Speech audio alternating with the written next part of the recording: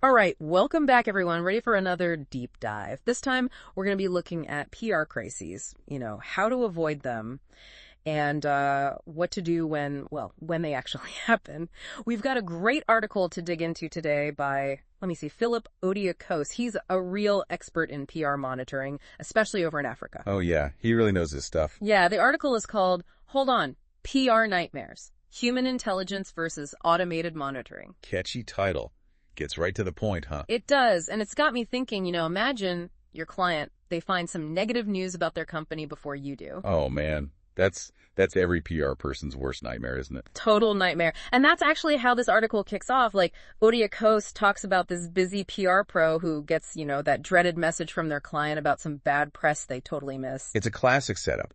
But it really highlights a key issue in PR, the limitations of relying solely on automated monitoring tools. Right. So, what's the difference there? You've got these automated tools, and then you've got, I guess, human-curated monitoring? Is that what you'd call it? Yeah, exactly. Automated tools, they're great for, gathering data, tracking keywords, sending alerts, all that. But as Odiakos points out, they don't think. They don't think, huh? No, they don't. Yeah. They can't really tell the difference between a positive mention and something that could really hurt your client's image. So they're just spitting out information but not really understanding it. Exactly. And that's where human analysts come in. Okay, so the humans, they can make sense of all that data, filter out the noise. More than that, even. They're trained to, analyze the tone, the context, the source, all those subtle cues that algorithms they just miss. So it's about reading between the lines, picking up on those things a computer wouldn't even notice. Exactly. How sometimes a competitor might try to, subtly bash your client's product in an online forum or something? Yeah, sneaky. Right. An automated system might pick up the mention, but not realize, hey, this isn't a good thing. This is actually pretty damaging. I see. So the human analyst is the one who goes, hold on, something's not right here. Exactly. They connect the dots, raise the red flag before it becomes a full-blown crisis. And just how crucial is that? How bad can things get if you miss one of these things? Well, Odiakos puts it pretty bluntly. He says, one missed crisis can undo months, even years of hard work. Wow. That's pretty intense. It makes sense though, right? Especially in today's world, news travels so fast. It does, and reputations can be shattered in minutes. Think about it. What would a PR disaster mean for, I don't know, maybe a company you really like, or even your own work? I'd be devastated. All that hard work, gone. Right. So yeah, having someone who can spot those potential disasters before they blow up, that's invaluable. Totally. And Odiakos actually shares a great anecdote about this in their article. He talks about how his own company won a pitch, went up against several big international agencies, and they were the only ones who offered human-driven media intelligence. Oh, interesting. So it wasn't about having the fanciest tech or anything? Nope. The client was specifically looking for that human element, that assurance that a real person was watching out for them. Makes sense. Oh, yeah. When it comes to something as important as your reputation, you don't want to leave it all up to a computer, do you? No way. You want someone you can trust, someone who understands the nuances, the context. Right, someone who gets it. And that's what Odiakos really emphasizes in this article. He asks those tough questions. Do you want just a tool? Or do you want a partner? Who's accountable if something slips through? Will the tool catch those small but costly errors? Do you just need alerts? Or do you actually need, real intelligence?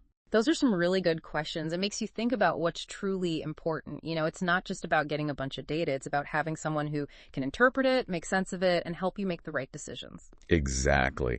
And I love how he ends the article. He says, peace of mind is priceless. Isn't that what it all comes down to? Absolutely. Knowing that someone's got your back, that you're not going to wake up one morning to a PR nightmare. Exactly. So it seems like even with all the advances in technology, human intelligence is still absolutely vital in the world of PR. Oh, without a doubt. And you know what? I think this whole idea extends beyond PR. There are so many fields where that human touch, that human insight makes all the difference. But we'll save that conversation for another time. For now, I think we've covered some really important ground here. We have. And I'm sure our listeners have a lot to think about. Yeah. Yeah, it's really fascinating, how these human analysts can just look at the media landscape and really understand what's going on. It's not just reacting to things. It's almost like anticipating what might happen. shaping the narrative even. It's powerful stuff. It really is. But okay, let's break it down a bit. Like, Yeah. what makes these human analysts so good at what they do? What are we talking about, skills-wise, expertise? Well, I mean, first off, they got to have a really solid understanding of the media, right? Like, they need to know the major players, the publications, the influencers, all of that.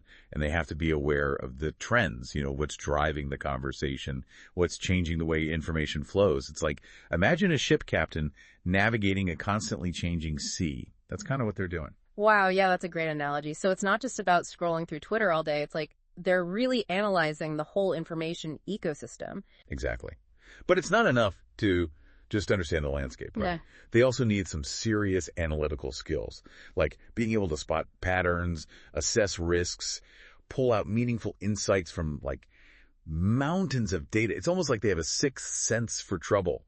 They can see it coming before it even happens. It sounds like to be a good media analyst, you need to be part journalist, part data scientist, maybe even a little bit of a psychologist thrown in there, like understanding how the media works, how to read data, even how to anticipate what your clients might be worried about. Oh yeah, you hit the nail on the head there. And we can't forget about communication skills either. They've got to be able to take all that complex information and like distill it into something clear and concise for their clients, especially when things are getting stressful. Clear communication can make all the difference in a crisis. Absolutely. So it's a pretty demanding job, high stakes, lots of pressure. I mean, how does someone even become a media analyst? Is there like a special school for this, a certification or something? Well, there isn't one specific path. A lot of analysts come from backgrounds in journalism, communications, research, things like that. They usually have experience using media monitoring tools and, developing PR strategies. And some organizations do offer specific training programs focused on the unique challenges of media analysis. Okay, so a mix of education, experience, and I guess a bit of natural talent for spotting trouble. Right, exactly. But let's get practical for a second. Like, how does this human-curated monitoring work day to day? Do these analysts just sit around waiting for something bad to happen? Oh, no, not at all. It's not about being passive. It's actually very proactive. They work closely with their clients to understand their specific needs, like what are the potential risks, who are their target audiences, all of that. And then they use a combination of tools and techniques to like scan the media landscape, looking for anything related to their client, their competitors, industry trends, anything that could be relevant. So it's like they're creating this custom newsfeed tailored to each client's like vulnerabilities and goals. Yeah. That's a good way to put it. It's a lot more sophisticated than just setting up a Google alert, huh? Oh, definitely. And remember those little details we talked about before, like misspellings, logos used incorrectly, photos with the wrong captions? That's where human analysts really shine. They catch those potentially damaging errors that a computer might just miss. Right, because an algorithm might not understand the context or the potential harm those tiny errors can cause. But, okay, let's say an analyst does find something concerning. What happens then? Do they just shoot off an email to the client and be like, uh-oh, bad news? No, not quite. It's not just about sounding the alarm. It's about giving the client useful information, actionable intelligence. So a good analyst will double-check the information, figure out how serious it is, and then put together a clear report for the client. Usually this includes a summary of the issue, the relevant background, potential risks, and what the client should do about it. So it's not a data dump. It's like, here's the problem, here's what it means, and here's what you can do. They're almost like a consultant guiding the client through the whole thing. Yeah, precisely.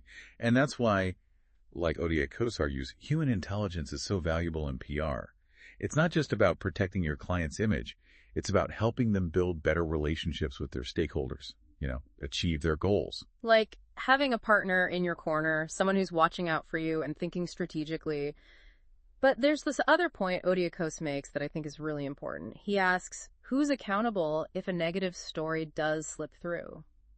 That's a tough question, right? Especially when we're talking about the complexities of human analysis. I mean, people make mistakes.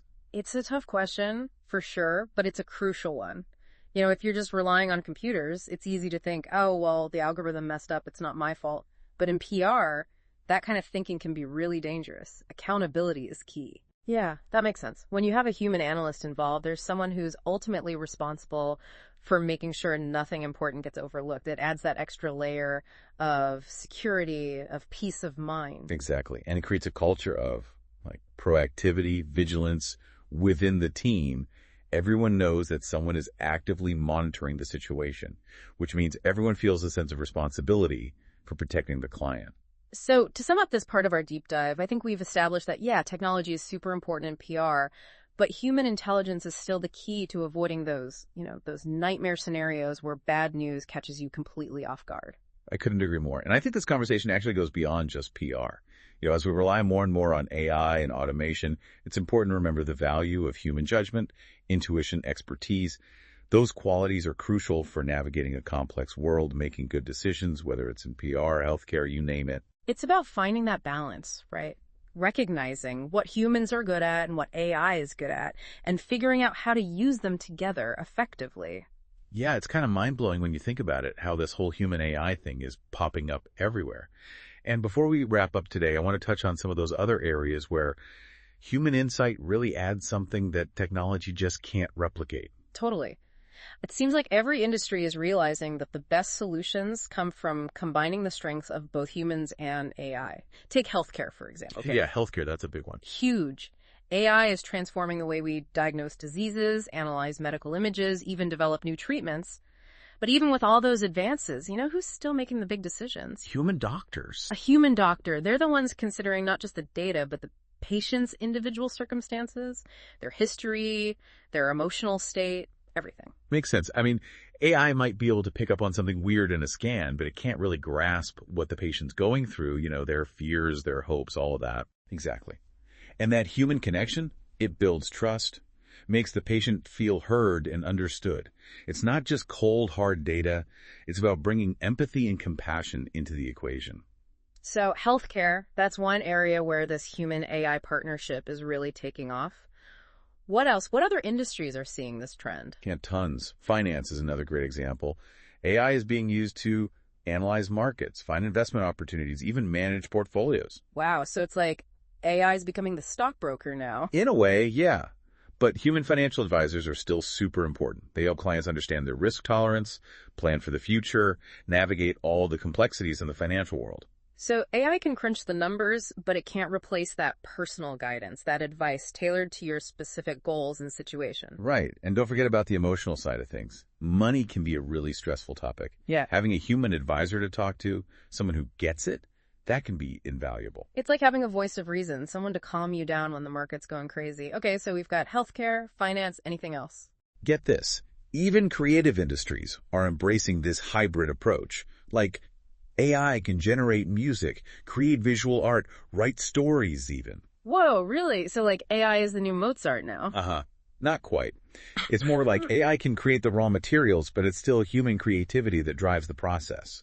A computer might produce something technically impressive, but it takes a human to make it truly captivating, to give it emotion, originality, that unique perspective. I see. So AI can build the house, but it takes a human to make it a home. Perfect analogy.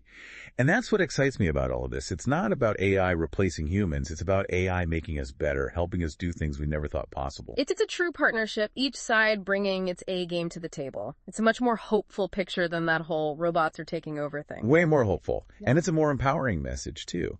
In a world where technology is everywhere, it's good to know that human intelligence still matters, that our skills and perspectives are more important than ever. Absolutely. It reminds us that technology is a tool, and it's up to us to use it wisely, combine it with our own human ingenuity, our empathy, to create something truly great. So as we wrap up today's deep dive, I think we've uncovered a pretty important truth. Peace of mind might be priceless, but figuring out how to use both human and artificial intelligence, that's an investment that'll keep paying off in every part of our lives. Couldn't have said it better myself. And to our listeners, I'd say, think about how this whole human AI thing might apply to your work, your industry, even your personal life. It's a really interesting journey, and I, for one, am excited to see where it leads us. That's a great thought to leave everyone with. Thanks for joining us for another deep dive. Until next time, keep exploring, keep learning, and keep pushing the boundaries of what's possible.